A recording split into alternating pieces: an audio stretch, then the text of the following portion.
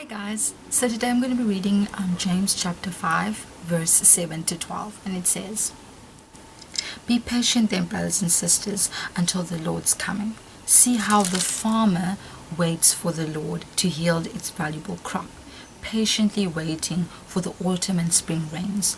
You too be patient and stand firm, because the Lord's coming is near. Don't grumble against one another, brothers and sisters, or you will be judged. The judge is standing at the door." Brothers and sisters, as an example of patience in the face of suffering, take the prophets who spoke in the name of the Lord. As you know, we count as blessed those who have persevered.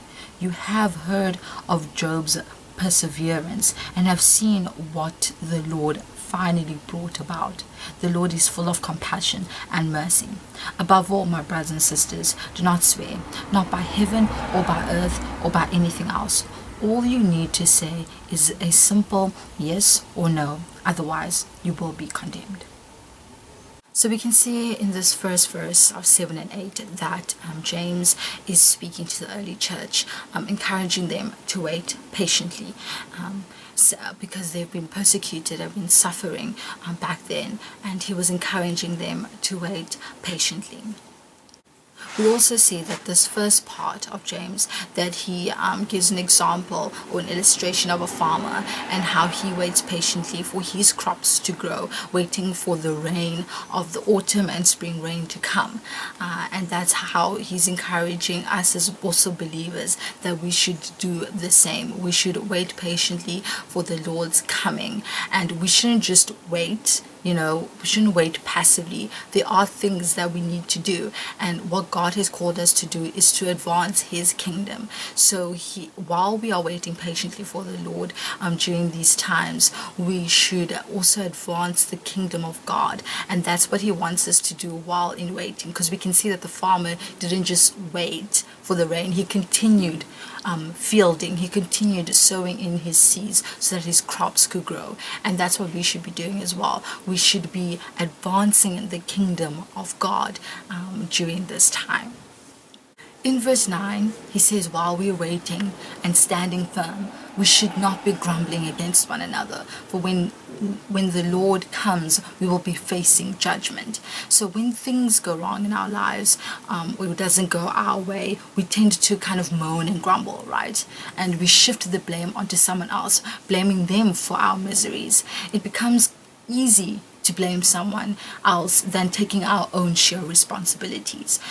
If we are grumbling, we are not being patient. That's totally the opposite of that. So this helps us kind of realize we should be patient in our waiting for the Lord. James reminds us that Christ is the only judge.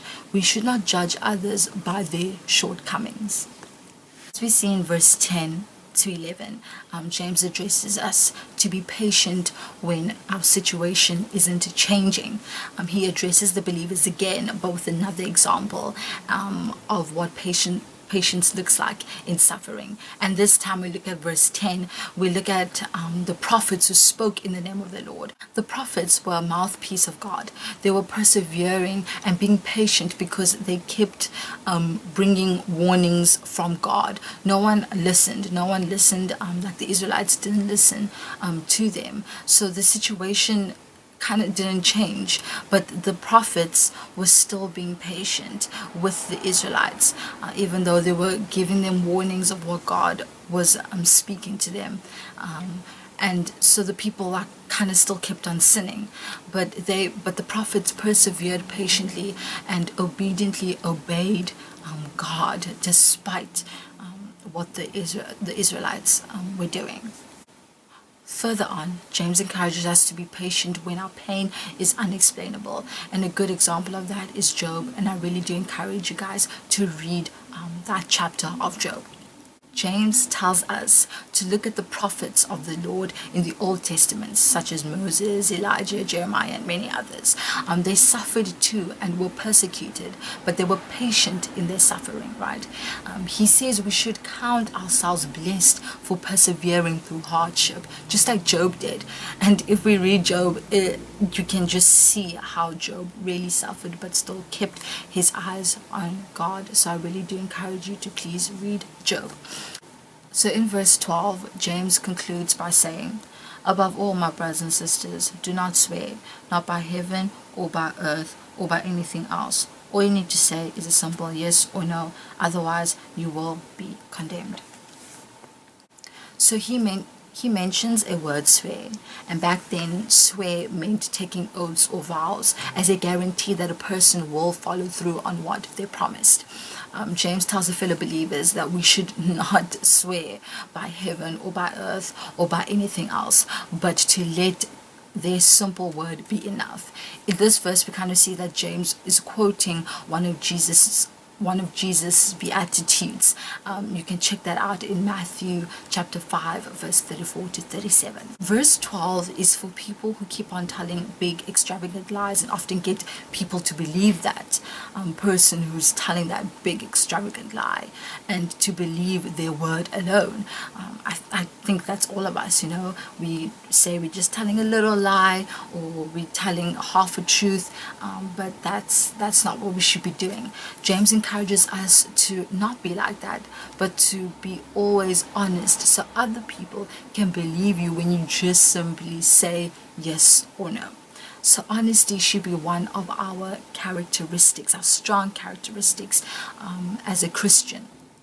We should live our lives Christ-like, and we don't have to prove ourselves or lie or swear on anything.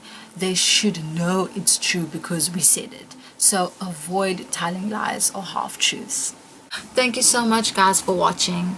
I hope you have a blessed and wonderful week ahead of you.